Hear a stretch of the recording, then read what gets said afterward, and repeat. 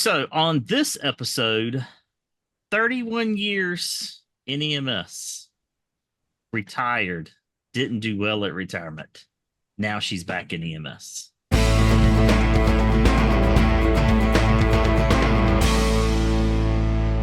Welcome to another episode of the EMS Wizard podcast.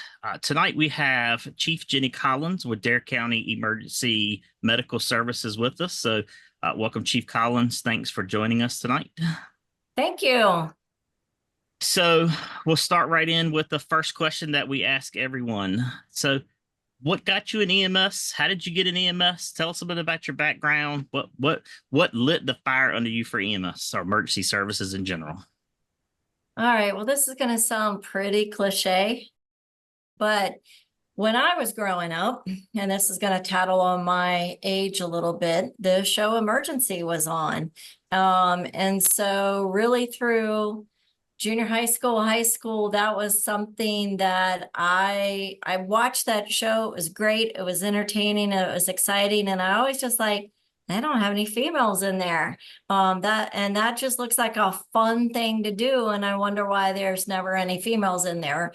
But more, it was just that it looked like exciting. I wasn't somebody that really liked to be inside behind a desk all the time, despite my current job. That was really what started it. So I grew up in Virginia, and in Virginia, you can be an EMT at the age of 16. So when I was a junior in high school, I went to night school, adult education in another county and took my EMT while I was in high school during the day.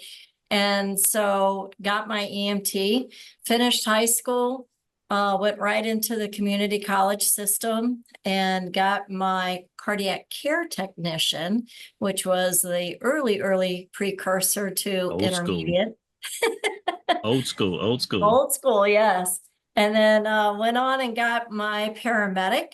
So I have been I guess I got my paramedic tested in late 84, I think it was. Yeah, it was 84 when I got certified as a paramedic. And then I just started applying and at that time in Virginia, because Virginia's state code is a little different than North Carolina state code, and that counties have to provide fire protection. So you find a lot of fire-based EMS up there. And so I applied to two area departments, fire departments, and took the job of the first one that I got through the hiring process with. And that was time that, the hiring process took you about 4 or 5 months to get through. So when I got hired on in the fire department, I already had my paramedic and they didn't know what to do with me. So they put me back through EMT class, which I just had to sit there and listen, which was fine. Right. Grit and bear it. Yeah. So, just volunteering with a couple different fire departments through that time period to gain some experience, and the rest is history. Now, people in North Carolina don't realize that you can be an EMT at 16. Mm-hmm. How do you say that works for a 16-year-old coming into being an EMT at 16 or taking a class at 16? Yeah, that's a great question. And I think it's highly dependent on the individual. It's not for all. I grew up in a single parent family home. My father died when I was really young. So I think that makes you grow up faster. And I was pretty set on wanting to have a career and knew the direction I wanted to go in. Now, on the converse side of that is you got a 16-year-old who probably is just opening a checking account, and you're dealing with people who are suicidal because they're facing bankruptcy and all their life, things. And here's this young person that has no perspective on that. So that's a little rough in that aspect of it. And I think the exposure to some of the trauma and things that you see, it can really, if you have a resilient person who has those skills, is okay. But again, it's highly independent. And I think how you deal with that is probably more defining than anything else. And I agree with you. I was a single parent home, so my mom and myself. I started taking EMT when I was 17. They turned 18. Not long after that, I tested. So, and I think back when I took EMT, volunteer was the key thing because I was a volunteer person. So I didn't go right into working in the workforce, out being a employee. I was that volunteer and working a day a week, a night a week, being a volunteer. So I agree that it does take a strong person to be able to do that. It does. And, I was that latchkey kid generation. So, you came home, you fed yourself, you cooked, you did all those things. When I was a senior in high school, I only went half a day. I mean, I was so ready to get out in the workforce, I couldn't see straight. And I had been asked to go back to the program that I had actually taken EMT from and help teach it. So I got my CPR instructor. I was teaching health classes, CPR in high school. I went to work at a immediate care. We called them doc in the box at that time when those were just starting to come out, the early urgent care centers. And one of the nurses that was in the EMT program that I took, she was actually the head nurse for a fairly large hospital in Arlington, Virginia. She offered me a job as an ER tech on evening weekends. So I was getting hospital experience, urgent care experience, volunteer experience, on the street. All those things helped develop. And once I finished my 2-year paramedic program right out of high school, I was 20 years old and got hired on to the department. So when I had 30 years on, I was 50. It was one of those things you just got into early, and I stayed right where I was at, and it worked great for me. So I'm really curious, and we've chatted a little bit about this, coming from Virginia, that fire-based EMS, to traditional North Carolina third service EMS, where that's all that you do. What are some of the challenges or the differences or the pros and cons of either, since you've had what in our state is a pretty unique experience? What are your thoughts on that? I think one of the things that helped me the most is when I'm going to call it my first career in kind of North Carolina, my second career, because I failed at retirement. But in that first career, I was very active with the state and the state office of EMS on committees and things like that.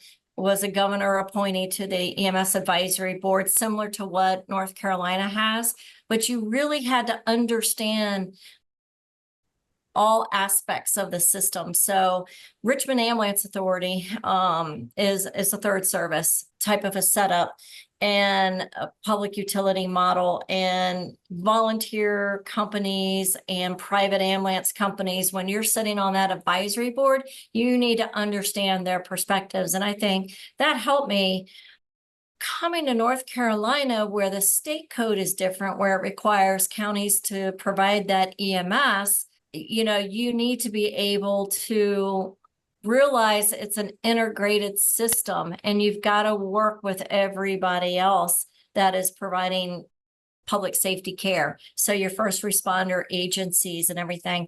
And it was just kind of seamless to me because it wasn't foreign. It was just different than what I had done the previous 30 years, if that makes sense. It Yeah, does. absolutely. Absolutely. I'm actually kind of curious about your experience on the advisory board council with the state. What was your experience with that coming from Virginia? It was in Virginia, the advisory committee was made up. Virginia is a very regionalized system. You have the state office of EMS, and then it goes to regional councils. And then there were groups like the Virginia Governmental EMS Administrators, which were really your paid administrators, in charge of systems or that section within a fire department. There was Virginia Association of Volunteer Rescue Squads. There were Board of Pharmacy, a bunch of other physician representatives and things like that. So it was a very large board. I want to say probably 32, 36 people on this advisory committee. And I had been so involved with the state that board elects its own leadership. There's 2 vice presidents, and then there's the president, who really are there to run the meetings. So your governor's appointment is 3 years, and then you're eligible for a reappointment. I actually was twice, so I spent 6 years doing that. I think it was 2 years in a role of vice president and 4 years in the role of the president of the board. So, it was a great opportunity, again, working with a lot of the committees, their financial, legislative, and planning committee, their executive committee, their evaluation committee that did a lot of their statistics and patient care reporting statewide. So it gave me a wealth of experience to be able to bring that and capitalize that on those things in my position now. Wow. And I assume the Virginia Advisory Council, similar to North Carolina, they review system changes, and it's not system changes, but broad system changes, rules, regulations, things like that before they go as well, correct? They do. They have a regulation and policy committee. And actually I chaired that for several years and was also a member of that. So all the ground, and I will say Virginia's regulations on EMS are much more extensive than I have found in North Carolina, much more detailed. And that includes even medevac regulations. And so chairing that group, I had exposure to medevac, which I do think helped me in North Carolina quite a bit, because we dealt with a lot of Part 91 and Part 135 operators in Virginia, and writing regulations for them that they still had to, comply with the FAA, but this was specifically about medevac provision in Virginia, and as far as equipment and understanding what you can and can't do, and not create conflicts with the FAA. So currently we are in I'm going to say an EMS shortage in general. So mainly paramedics. What are some of the things that you have experienced and experimented with throughout your 30-some year career now, with the shortages, and what do we do about those shortages, and how do we get our stuff out of those? That's a great question. That's a big statewide question right now, and nationwide question right now. So if I had all the answers, I'd have all the lottery numbers too. And then you would have to be, then you could really be retired. I could, and that scenery behind me would be where I would be living. I have a feeling you would probably be working from that scenery behind you. Almost 31 years up in Virginia, a little over 8 here now. And that's not counting the volunteer time before then. Mm-hmm. I've seen these cycles, and they are cyclic. People get out of healthcare. I saw it happen when HIV and the AIDS epidemic went through. And I watched it again with COVID. And that makes you face your own mortality sometimes, that when you're taking care of people and they've got a disease process going on that at the time seems it's very new to you.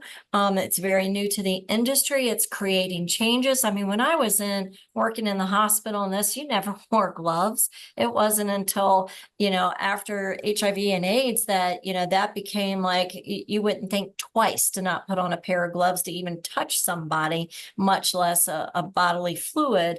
And I think COVID did the same thing with the face mask with us. And that, you see these up and down trends with people in healthcare because they get burned out. They get worried. They're like, there's got to be more than this. And I think it'll come back around. But I don't think we're immune just as nursing, just as probably physicians and all your allied health careers, that you're going to see those ups and downs. And it's trying to keep yourself out there and marketable and highlighting what you do have to offer. And I think that's important. But I think the situation that we have found ourselves in a lot of times, you're not going to hire yourself out of it. You're going to have to develop from within. And I'm a big proponent of that anyway. I really feel like my job is for motivation. I open the doors. It is the employee's job or the personnel's job to walk through those doors. But if you can provide those opportunities, and sometimes it challenges you that you got to do something a little different. And a lot of times people get afraid of, well, we didn't do that for the last ones, and what's that going to happen? Well, the process of repeating something and expecting a different outcome is insanity, as we all know. So you've got to be able to be willing to do something that is a bit different. And I think some of the programs where we've been successful in Dare County is just looking at how do we do it a little different than what we've always done. And that has helped us a lot. And I like to be able to get those internal folks, give them those opportunities and let them run with the ball. Do you think that your leadership style has changed through the years? I know we talk about the generational gaps and things like that with education and training and people coming in. How do you feel like that affects the workforce that's out there? You know, they always say that we're lazy, like the generations are lazy, or we weren't trained. Yeah, everybody talks about that. I remember coming in and having one of my captains go, you new people, you young people always just ask why. Or why can't you just go do it? And we're saying the same thing about the we're still saying the in. same thing today. It hasn't changed. Right. I think you have to realize people are motivated by different things, but I think that diversity is found in any generation. Whether they're jumping from a job to chase that next, dollar an hour, or, I just think you have to realize be open-minded for who is there and realize everybody's got their own things that matter to them. And how do what you offer appeal to the variety of people? I think one of our biggest challenges, we have to be at work to provide the service. And in a world that, since COVID has done remote work and flexible work schedules and those kinds of things, I think that's a huge challenge for us because we can't remote work 911. No. And it's hard to do flexible scheduling with that. And so it does present some challenges, but on the flip side, appealing to that other generations and whichever label you want to put on them, what is it that we offer that's appealing to them? And I think you just have to tailor the message that way. I'm not sure if that answered your question really well, but kind of, but it's more, I mean, I guess maybe what I was looking for is how do you adapt to those changes? Do you change, because you say you open the door for them and they have to walk through. Do you find yourself do you steer away from your values and your mission and change those often to the workforce that's rising and coming up? Personally, I don't. My values and the mission of the department and the values of the department have been very steady. I think what's key is how you communicate those. And the communication may have to be very different in that I can't just always write it. I can't always, talk to it. Getting out and people seeing you and sitting down on, in the day room and having that discussion with them, or, breaking a little bread with them at the table. People find different ways, but it's really about your communication. The mission of the service is the mission of the service. Values do tend to change, but they're labels that people put on some things. And sometimes, I remember like teamwork, and then you hear a word like unity. Well, there's a lot of similarities between those two words, but they're different labels. So I think it's just appealing to what is driving that employee in the workforce, and how can you make that linkage to them? And the only way to make that linkage to them is to communicate with them. That seems to be a common word these days, communication. Yeah, I think if you've communicated enough, you got to go back and communicate some more. Yes. The number one thing in everything is communication failure. Yep. So if you look every document that ever comes out, it's always been communications failure. We need to work on communications. We need to work on communications. Doesn't matter Correct. what it is. We need to work on communication. So you're right. When you think you communicate enough, go back and communicate some more. Exactly. So as you have come up over the last 30 years, you said, you did not see a bunch of you saw a bunch of males and not females in the EMS workforce. We still kind of see that today. I think we're getting more females in the workforce, but we are probably not getting more females in leadership positions. As a female going into a leadership position, what do you have any recommendations for them, or any insight on what they can do to be able to be in the same shoes that you are one day? As you know, we're all not going to be here much longer because we're all getting to those retirement ages. So we've got to have the people to come in for us. So not this one. Not you guys still got to be in there. What's some of your thoughts on that, and what's your advice to a female trying to, especially a young female even an older female trying to get into those leadership positions? A couple of things that I learned along the way. One, if you're constantly thinking about gender, it's going to get in your way. I never thought about, when I'd walk into a room, and especially in a fire-based EMS situation, there's even less females, I believe, than in an EMS only department. But I never walked in a room and then looked around that room and counted how many women were there or not there, or recognizing I was the only one there. I walked in that room because I had something to contribute, and those were professionals that I was sitting down at the table with. And so you have to be bold. I would say that for a female, and you've got to get over trying to make people like you.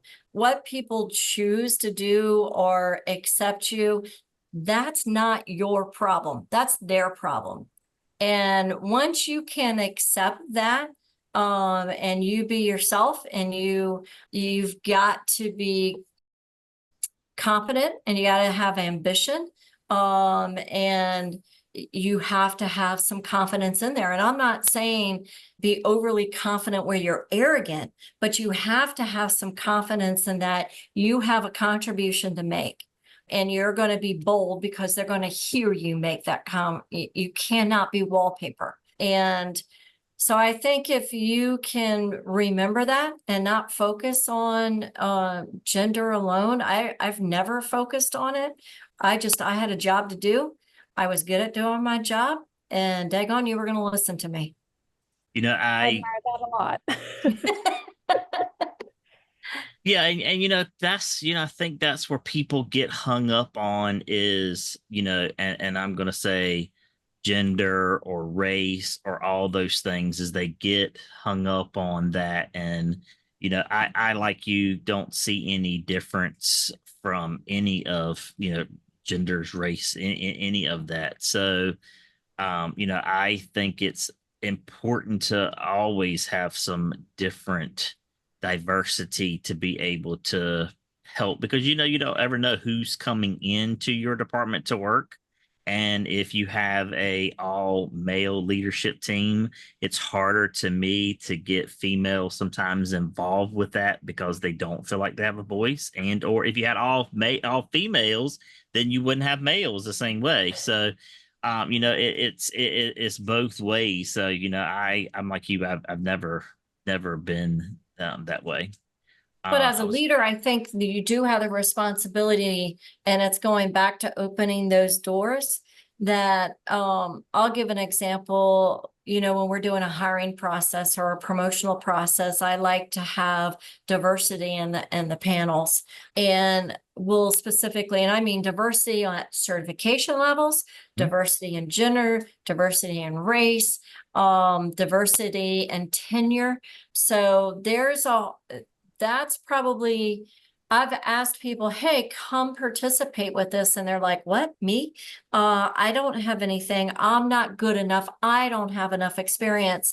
And it's like, no, you do. And I want you there because I think that from your perspective, you got value to add. And part of that is boosting that confidence, because a lot of people will hold themselves back because they are thinking they're lacking that confidence. And so I do think that that's part of leadership's role, is to make sure that you're grabbing them and you're bringing them through that door, and then how they participate for the rest of the process. I think part of that is just being scared. I remember the first time in paramedic class, and I'm sitting there going, Jesus Christ, what did I get myself into? I'm not sure that I can do this. But you had to be brave enough to stick it out and get by that. And once you got by that, it was like, oh, I've got this. I can do this. Yeah, and what I was gonna say with that as well, I have seen the transition in EMS classes from being more predominantly male and to almost 50-50, if sometimes not even a little more females than males. And I think that's in, there's some community college study stuff and some nationwide study stuff with males coming directly out of high school going into getting any type of credential or going back to any type of school after they graduate. So that could be where that is from. And hopefully we can figure out how to get them back involved as well, so that we don't have a complete other shift, so we can keep it 50-50. But I have seen that in the last few I don't know, last, I guess, year or two, I've seen that shift since COVID, I guess a couple years since COVID mainly. So It's usually been about a 50-50, the ones that I've seen come through. yeah, it's just I think it varies sometimes. So just sometimes it varies. It's a wave. It It's is. a wave. It is. It is. I Go think ahead. our department currently, as we sit right now, is about a 60-40 split. 60% male, 40% female. It's been holding steady that way. And I'm trying to think of applicants, and I would say I still probably receive more male applicants than female, but it'll be interesting to see how time goes. I don't care what gender they are. I care That's right. about whether they got the right attributes for the job. And I've always said, hire for attitude, teach the skill. Because attitude and how they treat people, I think that a lot of times is innate. And you can't always teach that. I think a lot of people and agencies get focused on, they have to have this balance of male versus female and races and things like that. Right. And at the end of the day, we're looking at an application, we're looking at a piece of paper. Right. Let's look at their qualifications, what they're bringing, what they're saying they can offer to the agency, and how their position is going to add to the agency. Then worry about the rest. You don't even have to worry. It's like you said, just take that out of your head. And I know that when we do our paramedic hiring, I see the same weaknesses pretty much categorically across all applicants. And I don't get weighed down in the technical weakness because I know we can teach that. But if you come in and you got good communication and you can communicate and you can relate your experiences to how you've grown and learning from mistakes that you maybe have made along the way, I much rather engage with that candidate.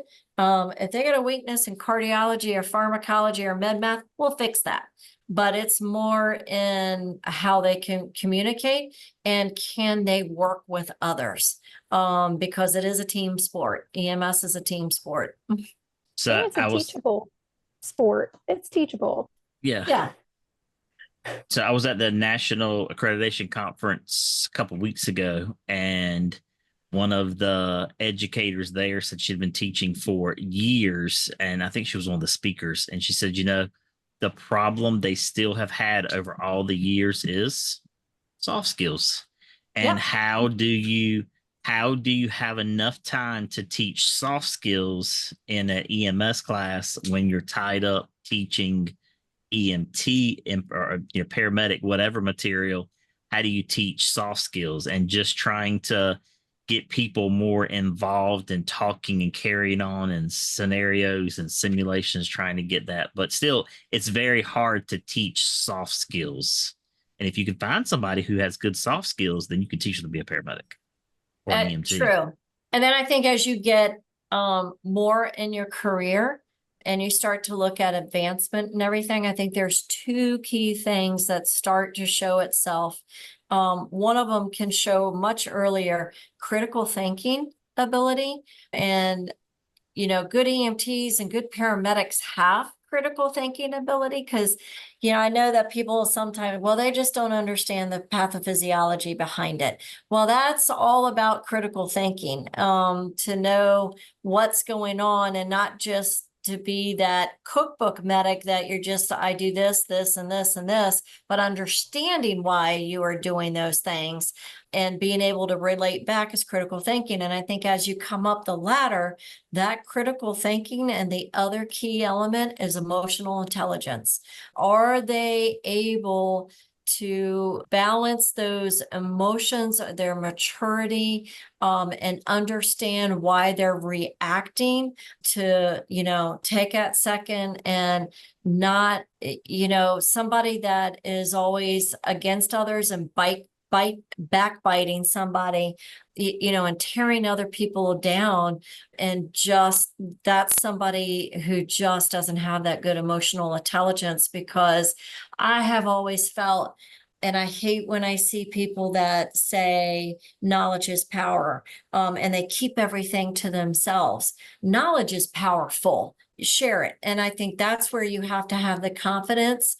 I have never been afraid to reach out, help other people. I will teach you my job. I'm not afraid of you taking my job, but I'm going to teach you my job so that when I am ready to move on, we've got somebody else there to do it. And that's not present in all organizations. Very true. It is not, and that is something that I have faced myself moving up, it not being from North Carolina, is that it's how do you share that succession planning so boldly, because you stand behind it, and like you said, you're not scared of someone else taking your job because you're going to teach that job. But a lot of agencies here in North Carolina are very scared of that succession planning. They are going to hold on tight to that title, because titles are made up. We talk about it all the time. They're different from agency to agency and county to county. But if you had anything to share about that and stand behind, what would it be? Because I love the idea of succession planning. I think it's important. I think every agency needs to know that there's so much good behind it. Even though we're all replaceable, whether we shared our knowledge or not, we're replaceable in this day and age. We're all a number. So yeah, you are. Everybody is. And there's an old adage that you can stay too long in a position or an agency where you undid or undo every good thing you ever did.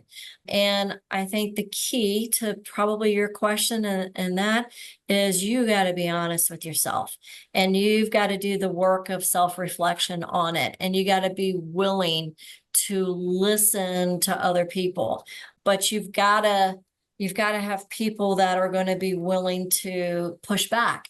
I tell my staff all the time, if you think I'm screwing up, you got to tell me I'm screwing up. I don't need the emperor has no clothes on and you all telling me everything is great and it's crumbling around us. I try to build that good team because it's not just my brain. It's you got a room of 5 brains is going to come up with more powerful solutions than just one person doing it. And again, I think that comes back to that you got to have confidence, and there's no problem.